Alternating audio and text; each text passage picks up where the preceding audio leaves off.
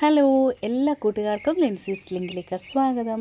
ഇന്ന് നമുക്ക് പറമ്പിലൂടെയൊക്കെ പോയി ഇവിടെയുള്ള കൃഷിയും എന്തൊക്കെയാണ് ഫ്രൂട്ട്സും പഴവർഗ്ഗങ്ങളും പച്ചക്കറികളും ഒക്കെ ഉള്ളതെന്ന് ഞാൻ നിങ്ങളെ കാണിച്ചു തരാം. അതിൻ്റെ കൂടെ തന്നെ നമുക്കൊരു ചെറിയ വിളവെടുപ്പും നടത്താം. ഓക്കെ, അപ്പോൾ വീഡിയോ അവസാനം വരെ കാണുക. പിന്നെ ലിൻസീസ് ലിങ്കിൽ ആദ്യമായിട്ട് വരുന്ന കൂട്ടുകാർ ആരെങ്കിലും ഉണ്ടെങ്കിൽ സബ്സ്ക്രൈബ് ചെയ്യാൻ മറക്കരുത്. സബ്സ്ക്രൈബ് ചെയ്യുന്നതിനോടൊപ്പം തന്നെ അതിൻ്റെ അടുത്തായിട്ടൊരു ബെല്ലൈക്കൺ ഉണ്ട്.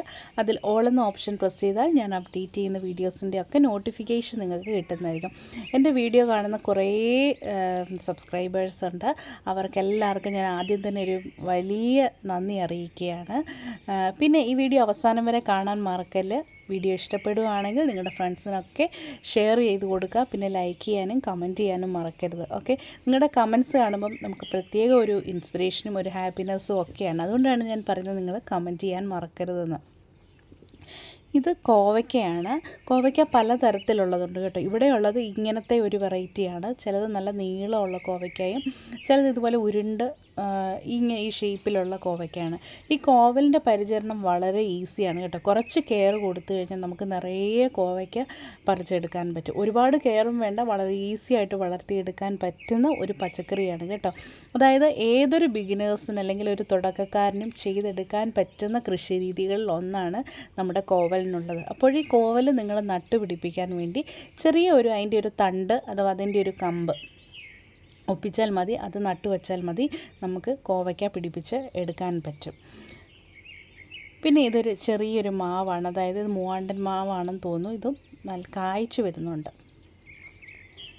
ഇപ്പോൾ പിന്നെ ഇവിടെ ഭയങ്കര മഴയാണ്. മഴയായത് കാരണം നമുക്ക് അതായത് ചെടികൾ ഈ പച്ചക്കറികളൊന്നും ഒരുപാട് പൂക്കാത്തത് കാരണം നമുക്കതിൻ്റെ കായ്ഫലവും കുറവാണ്. എങ്കിൽ തന്നെയും നല്ല ഒരു വിളവാണ്. ഇപ്പോൾ ഇത് നിങ്ങൾ കണ്ടുകൊണ്ടിരിക്കുന്ന പടവലമാണ്.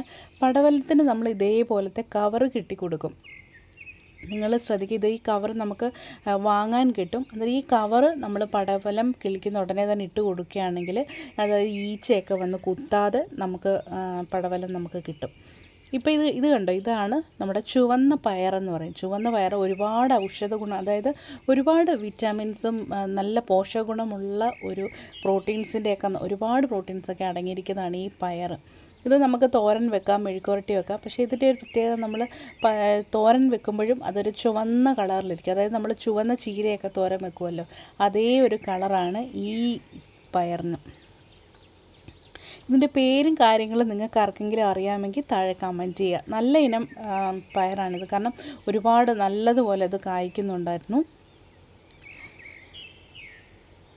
പിന്നെ ഇനിയും നിങ്ങൾക്ക് കാണിച്ചു തരാനുള്ളത്, ഇത് ചുവന്ന പയറിൻ്റെ കൂടെ തന്നെ നമ്മൾ പച്ചപ്പയറും നട്ടിട്ടുണ്ടായിരുന്നു. പച്ചപ്പയറും ഇതേപോലെ തന്നെ നല്ലതുപോലെ കിട്ടിയത് ഞാൻ കാണിച്ചു തരാം. ഇത് കണ്ട് ഇപ്പം തന്നെ ഇത് നമുക്കൊരു തോരനോ അല്ലെങ്കിൽ ഒരു മെഴുക്കുവരട്ടി വെക്കാനുള്ളത് ധാരാളം കിട്ടിക്കഴിഞ്ഞു. കണ്ടോ, അതായത് നമുക്ക് കുറച്ച് സ്ഥലമേ ഉള്ളെങ്കിലും ഇപ്പോഴും ഗ്രോ ബാഗിലും ഒക്കെ ടെറസിലാണെങ്കിലും വീടിൻ്റെ മുറ്റത്താണ് സൈഡിലാണെങ്കിലും കുറച്ച് സ്ഥലം, ഒരുപാട് സ്ഥലമൊന്നും വേണ്ട. ഇങ്ങനത്തെ പച്ചക്കറികളും ഒക്കെ നമ്മൾ നട്ടു വെക്കുകയാണെങ്കിൽ നമുക്ക് ആവശ്യത്തിന് വിഷമടിക്കാത്ത പച്ചക്കറികളൊക്കെ കൂട്ടാൻ സാധിക്കും. ഒരുപാട് സ്ഥലമൊന്നും വേണ്ട. ഇപ്പോൾ സാധാരണ ഇപ്പോൾ എല്ലാവരും ടെറസ് ഗാർഡനിങ്ങും അല്ലെങ്കിൽ വീടിൻ്റെ സൈഡിലൊക്കെ ഗ്രോ ബാഗിലാണെങ്കിലും ചെറിയ സ്ഥലം നമ്മൾ കണ്ടെത്തി, അതിനോടൊരു പാഷനുള്ളവർക്ക് മാത്രമേ ഇതൊക്കെ ചെയ്യാൻ പറ്റത്തുള്ളൂ. അത് കണ്ടെത്തി ചെയ്യുന്നത് ഒത്തിരി നല്ലതാണ്. കാരണം ഇപ്പം നമുക്ക് മാർക്കറ്റിൽ നിന്ന് കിട്ടുന്ന പച്ചക്കറികൾ ഭൂരിഭാഗവും ഒരുപാട് വിഷം അടിച്ചതാണ്. അഥവാ നമ്മൾ വാങ്ങിക്കുന്ന പച്ചക്കറികൾ നല്ല രീതിയിൽ കഴുകി വെള്ളത്തിലിട്ട് കുറേ നേരം വെച്ച് അതിൻ്റെ വിഷമൊക്കെ കളഞ്ഞതിന് ശേഷം മാത്രം ഉപയോഗിക്കുന്നതാണ് ഏറ്റവും നല്ലത്. ഇപ്പോൾ ഈ പടവലം ഞാൻ പറിക്കാൻ നോക്കിയതാണ്, പക്ഷേ നമ്മുടെ കൈ കൊണ്ട് നോക്കിക്കഴിഞ്ഞാൽ ഈ പടവലം പറിക്കാൻ ഒത്തിരി ബുദ്ധിമുട്ടാണ്. ഇതിനൊരു സിസറോ അല്ലെങ്കിൽ ഒരു കത്തി ഉപയോഗിച്ച് മാത്രമേ കട്ട് ചെയ്തെടുക്കാൻ പറ്റത്തുള്ളൂ.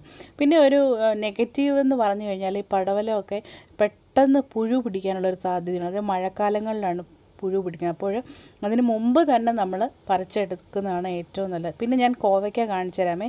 അത് കോവയ്ക്ക പറിച്ചെടുത്ത് ഇതേപോലെ നമ്മൾ വീട്ടിൽ നിന്ന് കിട്ടുന്നതാണെങ്കിലും പറിച്ചു കൊണ്ടുവന്ന് വെള്ളത്തിൽ കുറേ നേരം ഇട്ടതിന് ശേഷമാണത് മെഴുക്കുവരട്ടി വെക്കാനോ അല്ലെങ്കിൽ തോരൻ വെക്കാനോ ഒക്കെ എടുക്കാറുള്ളൂ. ഇത് കണ്ടത് നല്ല കോവയ്ക്കാണ്. ഇഷ്ടംപോലെ കോവയ്ക്ക കിട്ടിയായിരുന്നു. ഉണ്ടോ, ഈ ഒരു വെറൈറ്റി ഇത് രണ്ട് വെറൈറ്റി ഇവിടെ ഉണ്ട്. ഒന്ന് ഇച്ചിരി ഉരുണ്ട ടൈപ്പ്, ഒന്ന് കുറച്ച് നീളമുള്ള ടൈപ്പ്. ഇത് നമ്മൾ കട്ട് ചെയ്തെടുക്കുമ്പോഴേ കുറേ കിട്ടും. പിന്നെ നമുക്ക് കോവയ്ക്ക മെഴുക്കുവരട്ടി അല്ലെങ്കിൽ പയർ മെഴുക്കുവരട്ടിയൊക്കെ വെക്കാൻ വേണ്ടി അടുത്തൊരു സാധനം നമ്മുടെ പച്ചമുളകാണ്.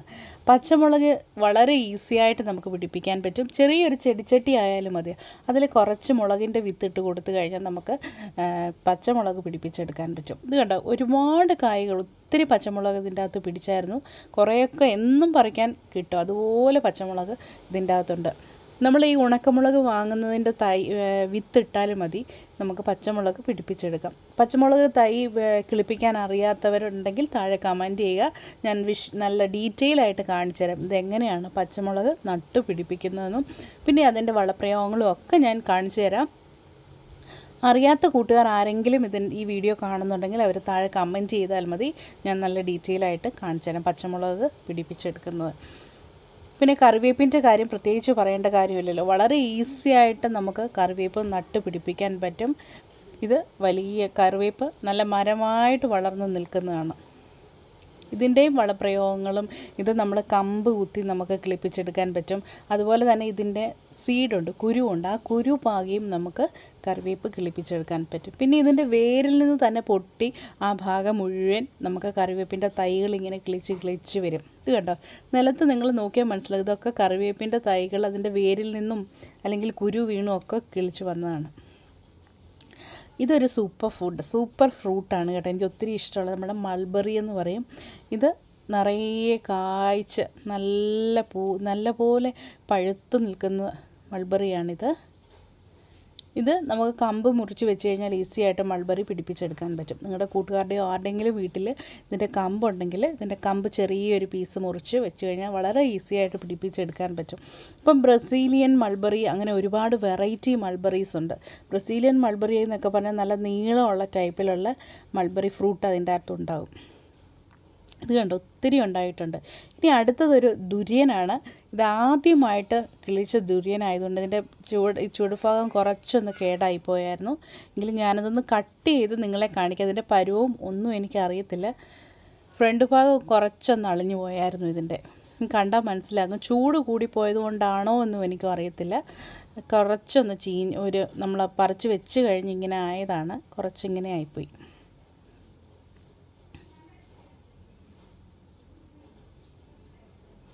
ഇത് ദുര്യൻ്റെ ആ ഒരു ഇത് ഞാനൊന്ന് കട്ട് ചെയ്തെടുക്കുകയാണ്. ഫസ്റ്റ് ടൈമാണ് ഞാൻ ദുര്യൻ ഇത് കഴിക്കുന്നത്, ഇതിൻ്റെ കായ ഉണ്ടായും ഒക്കെ കാണുന്നത്. അപ്പോൾ ഇതുവരെ വീഡിയോ കണ്ട എൻ്റെ എല്ലാ കൂട്ടുകാർക്കും ഒരു ബിഗ് താങ്ക് യു. വീഡിയോ ഇഷ്ടപ്പെട്ടുവെങ്കിൽ ലൈക്ക് ചെയ്യുക, കമൻറ്റ് ചെയ്യുക. പിന്നെ നിങ്ങളുടെ വീട്ടിലൊക്കെ എങ്ങനെയൊക്കെയാണ് കൃഷി ചെയ്യുന്നതെന്നൊക്കെ താഴെ കമൻറ്റ് ചെയ്യുക. അത് വായിക്കാൻ ഒത്തിരി ഇഷ്ടമുള്ളൊരു കാര്യമാണ്. പിന്നെ നമുക്ക് വേറൊരു വീഡിയോയുമായി വീണ്ടും കാണാം friends. Take care, bye, see you next video.